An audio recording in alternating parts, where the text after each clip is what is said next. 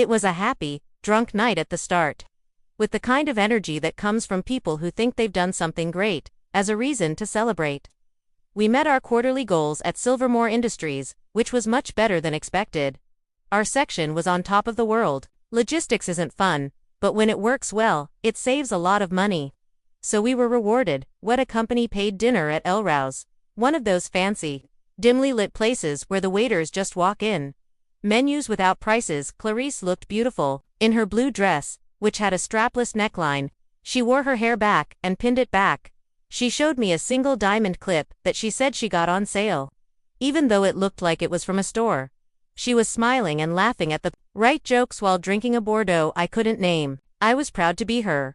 7 years of marriage, and I felt like we were still together at that moment.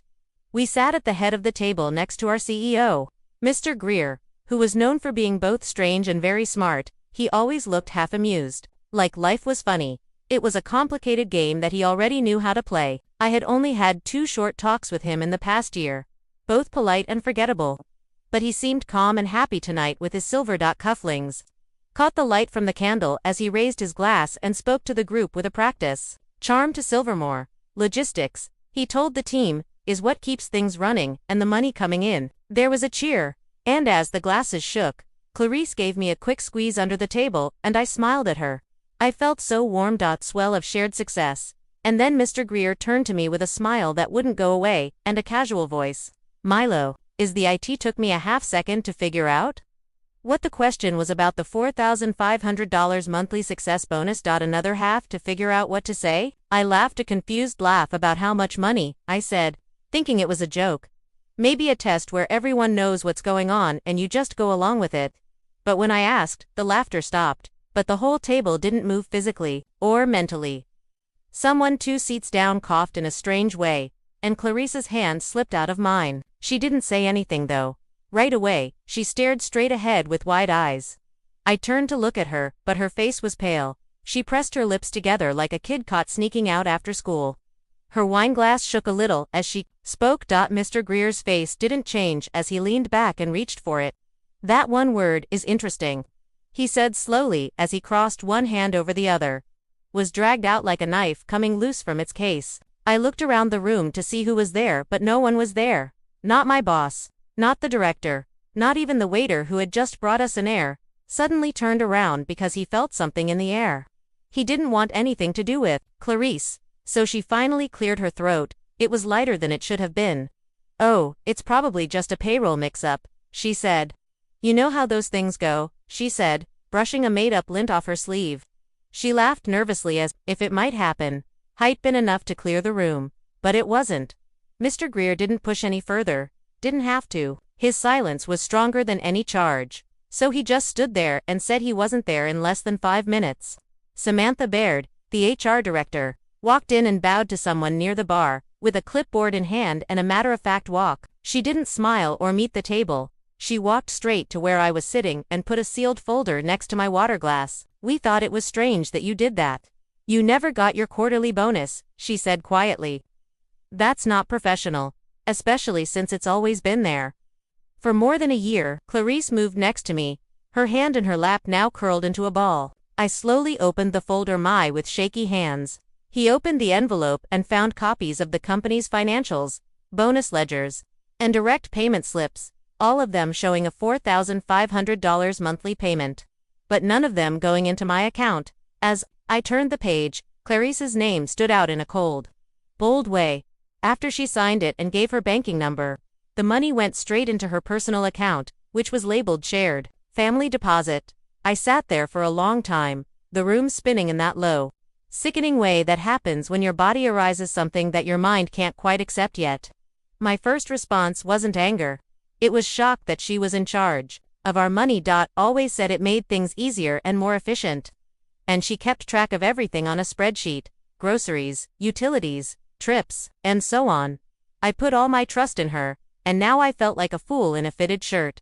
Slowly looked at her. She didn't look at me, she just looked at the table like she wanted to sink into the linen. My voice was softer than I thought it would be when I asked, "Is this true?" I didn't ask out loud, not. She turned to face me and asked me in a quiet voice, as if a man had just learned he didn't know his own life. After quickly blinking, she said, "Milo, please," and it was hard to hear, "Not here." Then where do you talk about something like this? A lie that lived in your own home wrapped in receipts and quiet. As I stood to get the folder, my chair scraped the floor. I didn't say a word because I didn't need to finish the meal. I could taste ash. Clarice rose and smoothed her dress as if that would make things better. "Let's talk outside," she whispered. I stiffly agreed, and we walked through the restaurant, our steps ringing through the quiet space. Behind us, not a single person spoke. There was only the low hum of judgmental whispers, and from the start, it felt like 100 eyes were burning holes in our backs. Clarice tried to laugh, but she wasn't sure of herself, not the kind of laugh I'd heard her use to get through awkward family dinners or defend budgets when it came to boardroom talks. This one was tense and cracked, with the laugh of someone who was trapped and trying to hold on to a version of reality. They had some control over it. "It was probably just a mistake with the payroll," she said, voice too high, too quick. "Accounting sends those bonuses." Her point was made toward the folder Samantha had left by my water glass as if it were a message. It could have grown legs and run away before I opened it, but I had already done that. The contents were too specific to be due to a mistake. The first page had a breakdown for $1,500 a month for the past 12 months. It was possible to see the time of day in the deposit log. Page 2 had even worse photos, from our payroll system, showing the bonuses I was given, which were accepted by management and then processed by accounting. Clarice did the work. Her login information was in the upper right corner of every screen, including the last few. I didn't even know that someone had an account in her name, but the bank transfer information matched it. I sat still, my chest hurt, and the sounds around the table were hard to make out. I wasn't embarrassed yet, but I would be, after that. I was just shocked and trying to remember how we got here.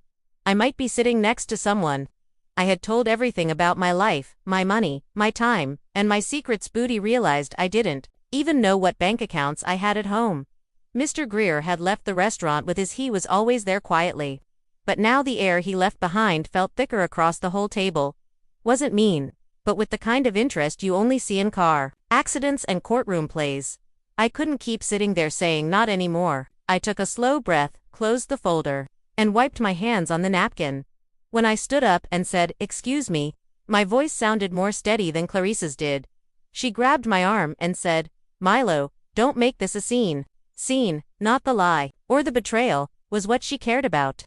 "I need air," I told her, gently releasing my arm. I didn't walk fast. I didn't storm. On my way, I took one step at a time past rows of fancy couples eating expensive food and past the wine cart, the front door until I stepped outside into the cool night. The air hit me hard and fast, as the heat in my skin grew. I clenched my jaw and squeezed my hands into fists, but then I let go. I didn't want to cry here or in the valet, in a restaurant with my coworkers and a wife I didn't know how to look at. I just stood there and had to decide if this was